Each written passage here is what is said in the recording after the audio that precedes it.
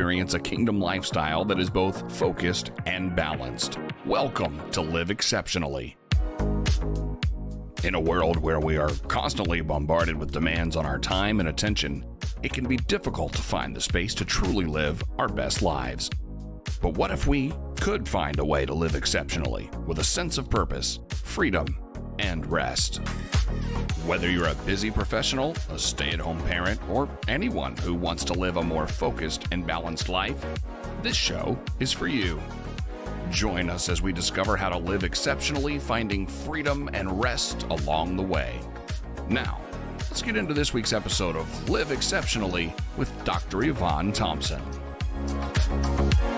Welcome back to Live Exceptionally, where we equip people with keys and tools to experience a kingdom lifestyle that is purposeful, focused, and balanced. Please don't forget to subscribe, like, and share with others on YouTube or your preferred podcast platform. Stay connected with us at elisi.org to know about events, inspirational media, and more.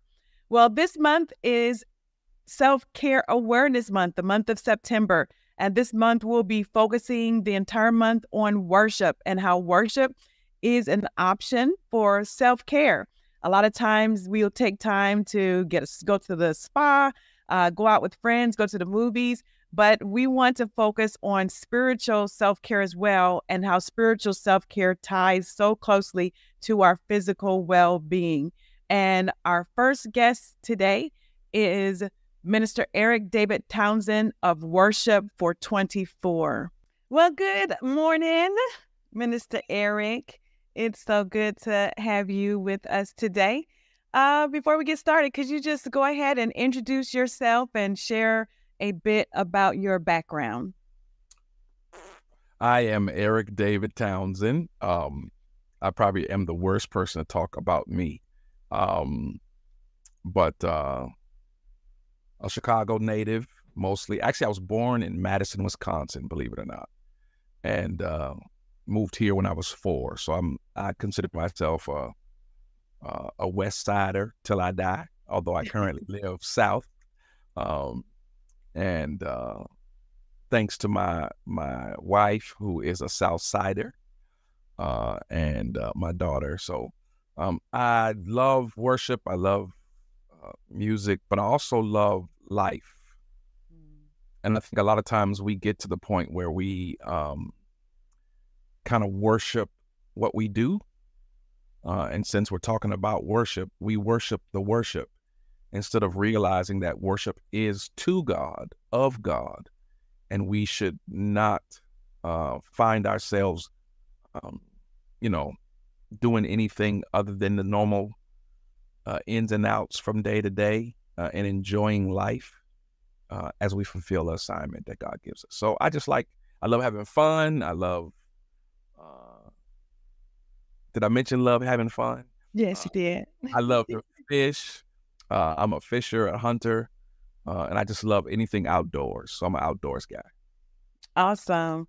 So tell me, so I invited you on this episode to kick off our series on self-care and looking at worship as a means of self-care.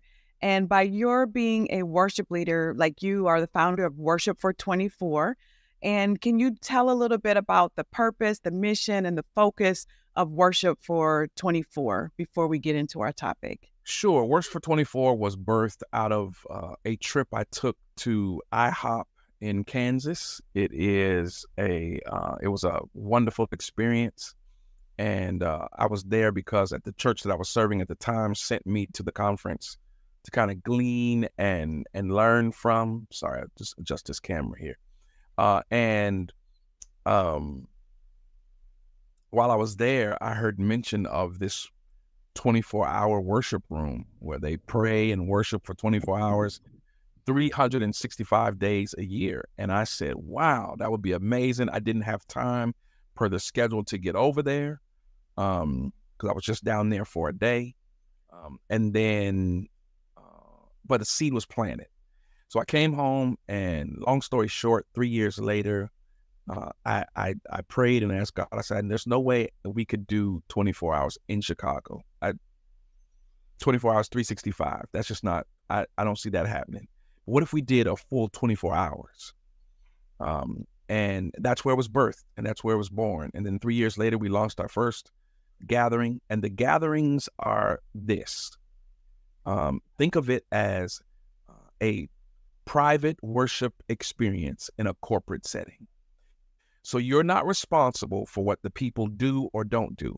Normally on Sundays we have, come on, y'all, stand up, sit down, fight, fight, fight, raise your hands, bow down, get on your knees. There's no worship leader, Simon says, at Worship for 24. People sign up for different slots to lead for as long or as short as they want. It was hard for me to get people to understand what really it was. So the first Worship for 24, I ended up singing 22 of the 24 hours. Wow. Thank God I don't have to do that anymore. But it's different when you're not responsible for the people who are present. And like the old Catholic Church used to be, you come in, sit down, say a prayer, light a candle, go have confession, and be on your way, right? It's the same idea in the Protestant setting, in that your time spent with God is facilitated by live worship, not I'm sorry, your time is, you get to eavesdrop on worship. It's not facilitated by. I'm not directing you, right? So that is the foundation of which it was born from. And then it kind of has evolved into another arm of Worship for 24 called A Few Ticks, where we understand that we are only places for a few ticks of the clock. So why not make sure that we are doing the best we can? So if you're in a laundromat or a grocery store, and the Lord impresses upon your heart, pay for that person's groceries, pay for that person's laundry, do it and then leave, right? Don't wait for your pat on the back or applause. If you see a need, meet it. Go and hold babies at the hospital. Go to the senior home and hold some grandmother's hand, some grandfather's hand. And then don't wait for your applause. Go and do it. Not doing it for social media, not doing it for that. Just go and be the church. So that's A Few Ticks. So that's in a small nutshell, the whole of what Worship for 24 stands for. Yes, which is a nice transition to even the focus for this episode or this month, when we talk about September is known for being self-care awareness. And I'm proposing that a lot of times people, when we look at self-care, it's often looked at from a physical perspective, like self-care, I'm going to get a massage, I'm going to go get my nails done, I'm going to go out with my friends, which are all great things. And I think that they're wonderful things. But I also want to focus on worship as an option for people to do self-care. And so I wanted to start off with, what are your thoughts as worship being option for self-care? I think it's a great idea, but first we must define worship. Good. Mm-hmm. I think a lot of times what we call worship is not that. The Bible describes worship, and the way God introduced it to us was in the story of Abraham and Isaac in Genesis chapter 22. There was no music, there was no orchestra, there was no singing, there was no song, there was no dance, there was obedience, and there was death, otherwise known as sacrifice. And I think and I know where we're going with the conversation, but I think when we define it first, we have to define what worship is and what it means to you. Now, what the Bible calls it and what we have culturally assigned for it today, and that is two different things, but we'll address worship being a arm, if you will, of self-care. And I want to address it from both those angles. First, I think whenever we use worship as a definition for self-care, then we want to make sure that we are obeying God. Like, reevaluate your assignment from God. Are you still on the right path? Are you still doing what you're supposed to be doing? Are you operating from a place of understanding of God's assignment on your life, or are you operating from a place of what somebody else says you should be doing. That's part of self-care, because if you're doing something that somebody else assigned for you, oh, how miserable will you end up being when it gets too hard, when it doesn't make sense, right? But when you get to those crossroads, when you're on the road that God assigned for you, that is the first step to making sure that that manicure, that pedicure, that massage really is helpful, because I'm on the right road, right? With that being said, we'll move to number 2, an actual gathering of worshipers, a gathering of believers, and a corporate setting. How important is that? Well, there is nothing in the world that compares to being with people as we reach towards God. There's nothing. There's not a sports game, and I've been to huge stadiums, not a great concert, even what we call gospel concerts. But there is nothing that will compare to, we don't even have to be like-minded. We don't have to be believers of the same denomination. But when we come together and the sole focus and sole purpose, even if it's just for that 15 minutes before worship, before the service starts, for those moments, for there to be someone who is helping facilitate a authentic time, that I say it like this: God, please be pleased with this worship, that enough that you would sit down in the place that we're in, and we can climb in your lap. And each and every person there has an opportunity to individually climb in God's lap and spend time with him. So how important is self-care or worship as a part of your self-care regimen? It's, I would call it at the top. That's good. I think so too, because I think all these things, I like how you tied personal care with our spiritual care. And a lot of times we could actually do the personal care and do these things that make us feel good temporarily. But when it comes to just our heart, our inner man, our soul aspect, our mind, our will, our emotions, these things will give us a temporary fix. But when it comes to the actual spiritual care, these are the things that actually minister and feed our soul, that it's no longer temporary, but it's something that we're actually walking in and moving in as a lifestyle, which I'm about to answer my own question that I was about to ask you now, which is, when you look at worship as a part of our self-care, how can we embed this and practice it as a lifestyle as compared to just a Sunday morning corporate activity? Well, first we got to get rid of colloquialisms and catchphrases. So I don't live by worship as a lifestyle. Okay. Only because, from this standpoint, I know what many are trying to say, but I think it's important, again, as we define, would you actually say obedience is my lifestyle? Would you actually say death or sacrifice is my lifestyle? I don't think many people would, right? When we say worship is a lifestyle, we're looking for the feeling. We're looking for the feeling of what worship does for us. The problem is worship is not for us. We get a byproduct of it, right? A indirect result of worshiping God, who is omnipotent, omnipresent, and because we get to worship him, right? There are benefits to worshiping him, but those are not the primary goal. So how do we move to the place where we understand what we're saying when we say worship is a lifestyle? Well, how much of your life have you surrendered to God? And you made the point about tying in our physical self-care with our spiritual self-care. And it's not that hard of a connection when you think of it like this. When you are dealing with whatever you're dealing with, if your home is a place of peace, what do we often say? Oh, I can't wait till I get home. I can't wait till I get home, or wherever that place of peace is, right? I can't wait till I get to fill in the blank. Well, that's up here. right?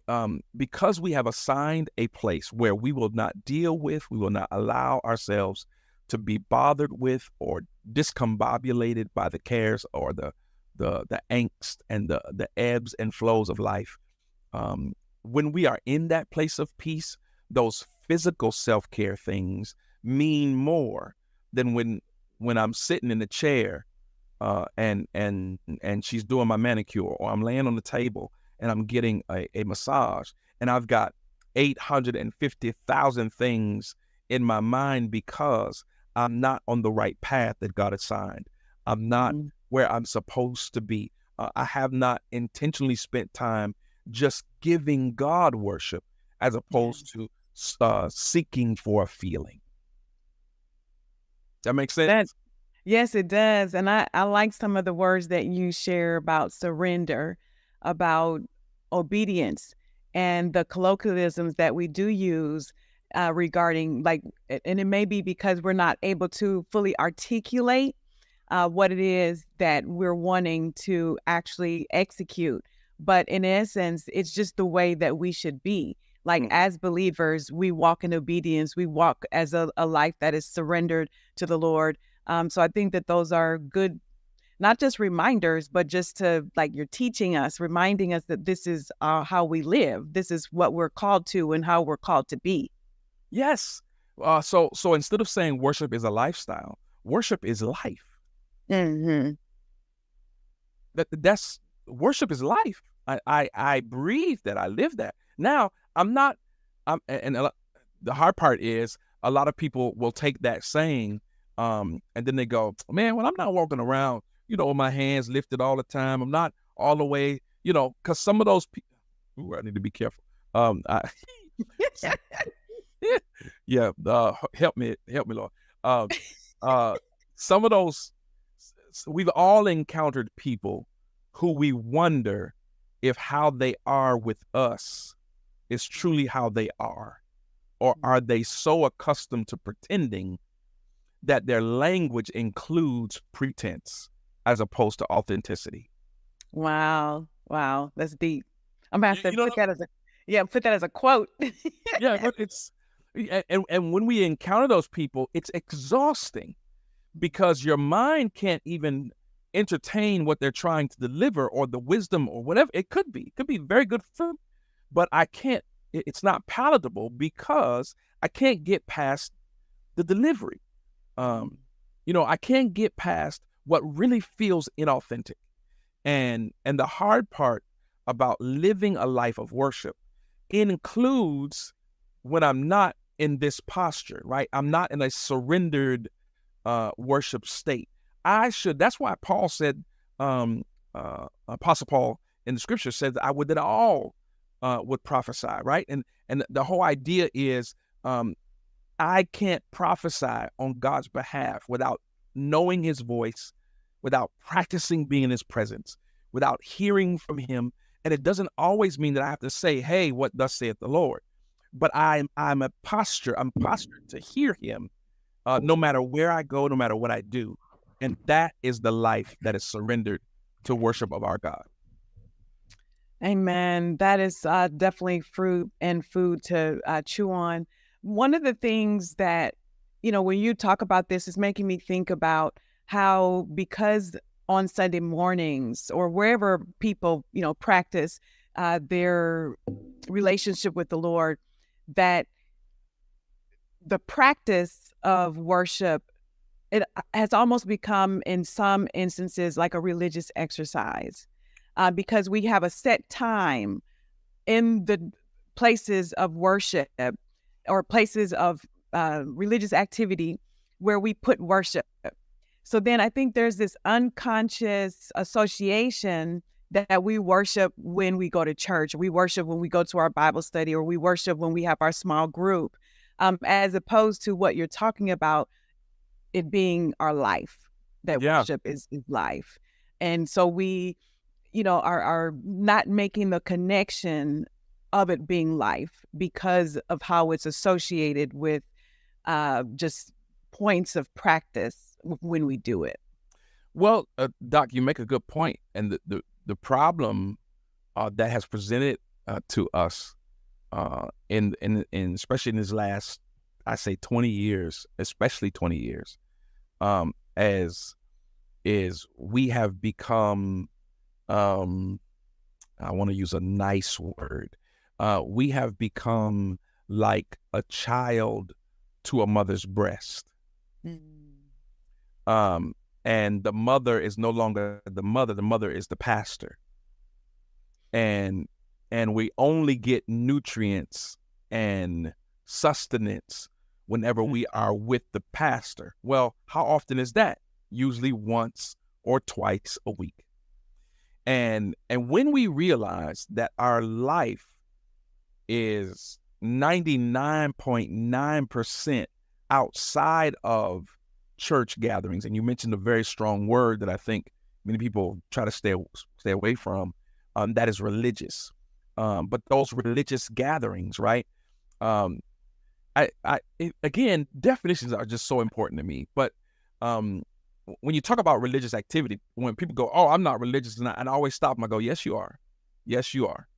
Yes, you are." We just got to get on the right topic. Yes. Because religion, or to be religious about something, religiousness is not just about faith or a deity, right? Religions are the number of things that a number of different belief systems that include religious activity, right? But I can be religious about basketball, football, baseball, surfing, reading books, doing math. Some of our greats in all of society were religious about what they did. Now, what are we saying? To repeat something over and over, to engage in that activity without wane, without discord, without a lot of those anti words, right? Yes. They're escaping me right now, but the whole idea is to do it over and over.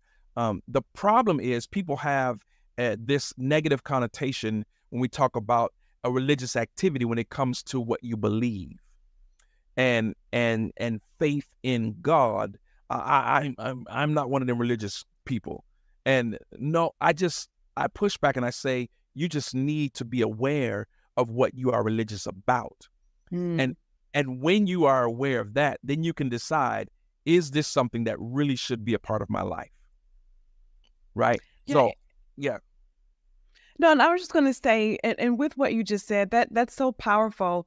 It also, these things that we do, it begins to where we lose value and lose the benefit of it. And one of the things that I find that is very valuable about worship that ties back to even our self-care is the moments of solitude that comes in the midst of a powerful move where God is present. Because a lot of times, even from a culture perspective, some cultures, there tends to be a lot of loud music, a lot of loud singing, and all these things are good and right in their place. But we miss the moments of solitude that come. Sometimes the prophetic comes, sometimes, and when God is fully present, people will respond whether it's crying, whether it's kneeling, whether it's being prostrate. And so when we look at being in a performance culture, being in a busy, obsessed culture, because another word for religious could be obsessed, when you're obsessed about basketball or obsessed about football, that there's all this busyness, all these distractions, and we don't have the opportunity to have solitude. And when you look at science and medical facts and statistics, they talk about the benefits from a mental health, mental wellness perspective of being silent, meditation.